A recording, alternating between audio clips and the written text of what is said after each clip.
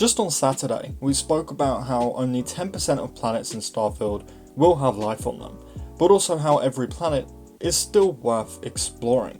And in today's video, I want to break all of that down for you, because there is clearly a lot of information that we have to absorb when exploring a new planet or moon. Take this moon, for example, Perima 4. I don't know if I'm pronouncing that correctly, by the way, but that is how I will be pronouncing it throughout this video. To the left, we can see its type, its gravity, temperature, atmosphere, magnetosphere, fauna, flora, and water. What is interesting about this moon is that we can see it's home to radioactive water and thin CO2, on top of it being very cold here. This is clearly a dangerous moon, and it's things like this that we will have to look out for when exploring a new planet or moon. Todd Howard has of course mentioned in the past that we will need different types of spacesuits to explore different kinds of planets and moons. So maybe for this particular moon, we need a spacesuit that will keep us warm, but also protect us from possible radiation illness. Now backing out further into the actual system map, we can see that this of course is still in the Perima 1 system. Down here we can see what available missions we have in this system, we can set a course, go back to the galaxy map, and of course see what level we should preferably be when exploring this system.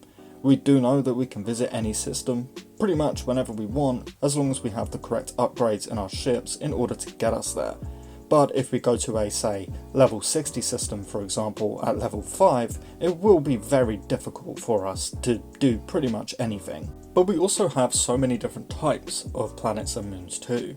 These are all of the ones that I found in the Starfield Direct. Rock, which assumingly will be rocky, but what's funny about this is Jemison is also classed as rock. But we know that Jemison is filled with greenery and even snow and possibly even some desert down here.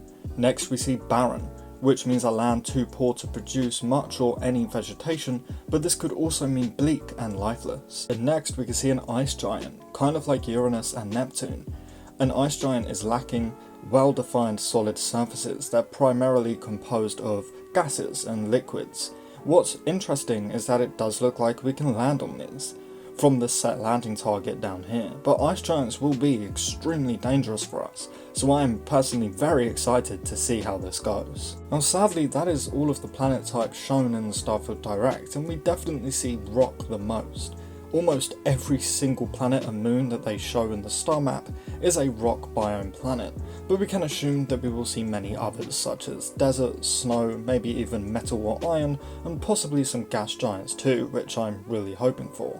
Now of course while exploring these planets we can see all of their available resources down here, and we also see traits, and it's unsure whether or not these are traits that we've picked at the start of the game that could help us or harm us on certain planets or moons, or whether or not we can just find new ones. Honestly, I'm kind of confused about this, so let me know your theories in the comments below.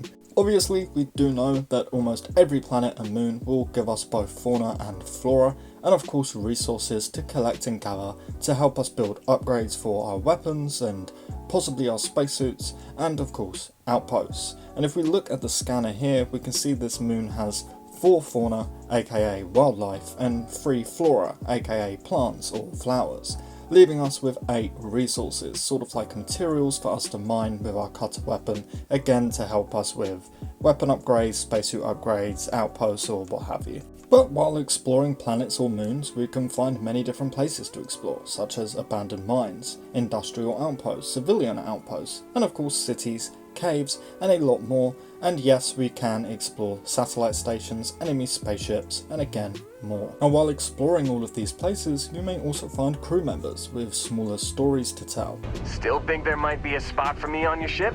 I gotta get off this rock. We can either bring this guy back to our ship and hire him as a crew member, maybe he'll even join for free since we helped him off of this quote rock, or maybe we could just leave him here. Maybe there's a third option to give him a health pack and some resources to fix himself and his ship up without letting him join our crew, or a fourth option to offer to fly him to one of the main cities or an outpost or wherever he's from. Bethesda have mentioned how we could be exploring one planet and suddenly find ourselves doing a 10-hour long side quest, and that's really great and amazing to hear.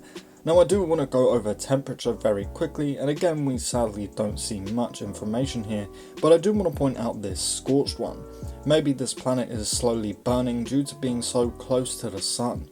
we can see it's only 1 line away from the sun here, whereas this planet is 2 lines away and this planet is 3 lines away. I also want to point out these smaller moons surrounding this planet. It's definitely possible that all of these are burning up too. Again, we sadly don't see any lava-like planets or anything like that in the showcase, but we can hope for it, right? And if we let the camera turn here, we can see that this little moon is very dangerously close to the sun, so surely it can't be doing too good. And when we zoom out into the galaxy map, we can actually see everything in this particular star system, from its class to how many planets and moons and outposts there are here.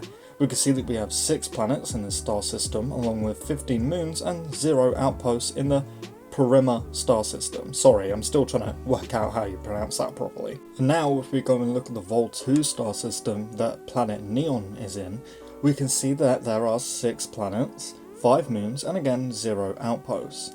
Like we said at the start of the video, Bethesda have made life quite rare, if you will, in order to make it feel a little more special and unique when you do finally encounter it.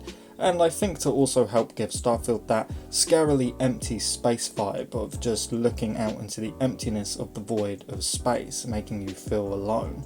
I'm really excited for this, and actually I'm very glad that only 10% of planets have human life. Now, while entering a planet with life, possibly only planets with actual cities, they will scan your ship on approach to see if you have any contraband, such as Aurora, the drug from Neon that is illegal everywhere else in the settled systems. Now, what is very strange about New Atlantis' planet Jemison is that the fauna and flora both just say abundant, meaning both are in large quantities and never really lacking. But that is pretty much all of the new information I could find on planets and moons in Starfield, along with some exploration news, so we are going to wrap up here. I quickly want to say that the channel has been doing absolutely amazing the last couple of months, and I am just so eternally grateful to each and every one of you. You are enabling me to do my dream job, and I seriously just cannot thank you enough. But anyway, if you did enjoy the video, please do leave it a like and let me know in the comments which type of planet you are mostly excited to visit once you finally get your hands on Starfield. If you are new around here and you are looking for a place to stay up to date on all of the latest Starfield news, leaks and breakdowns, this is absolutely the place for you, so consider subscribing. I'd appreciate having you around. And lastly, as always, a big massive thank you to our channel members. You guys are absolutely amazing. I could not do this without your support. But that is going to do it for me today, guys, so thank you all so much for watching, and I really hope to see you next time. Peace.